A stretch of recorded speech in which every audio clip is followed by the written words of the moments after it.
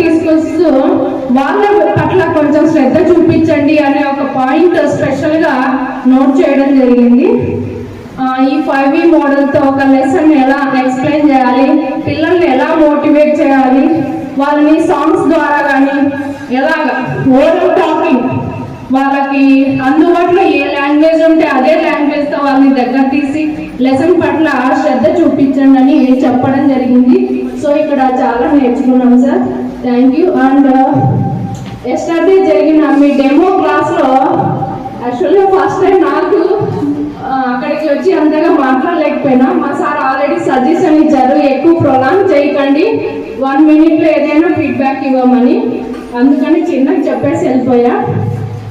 మీరు చెప్పిన మాటలన్నీ మా చిన్నప్పటివి తలుచుకొని ఈరోజు మేము ఈ స్టేజ్లో ఉన్నామంటే దానికి కారణము మా గురువులే. సో మా దగ్గర చదివే పిల్లలు ఇలాగే మాకంటే బెటర్ పొజిషన్లో ఉండేలాగా వాళ్ళకు ఏదైనా చేయాలని అనుకుంటున్నాం. Okay, thank you sir. Role మోడల్గా ఉండాలి. ఆ రోల్ మోడల్ ఉండాలంటే ఎట్లుంటే అలా ఇచ్చిన దాంట్లో ఒక భాగం కొంతమంది ఇన్స్పైర్ కావాలి.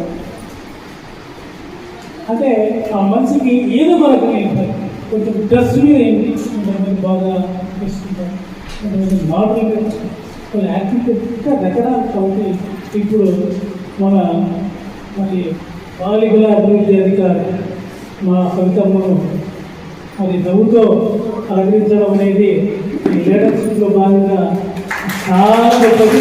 అది ఫస్ట్ టైం అన్నమాట. అందరినీ నవ్వించడంతో పాటు సెపరేట్ చేయడం. సో థ్యాంక్ యూ వెళ్ళి మంచి నాకు ఒక పాయింట్ నేర్పించారు. నేను కూడా ఇక్కడ పోయినప్పుడు ఇదే విషయాన్ని ఇప్పుడైతే లెసన్ ప్లాన్ రాయిస్తూ ఉన్నారు సార్ మా చేత.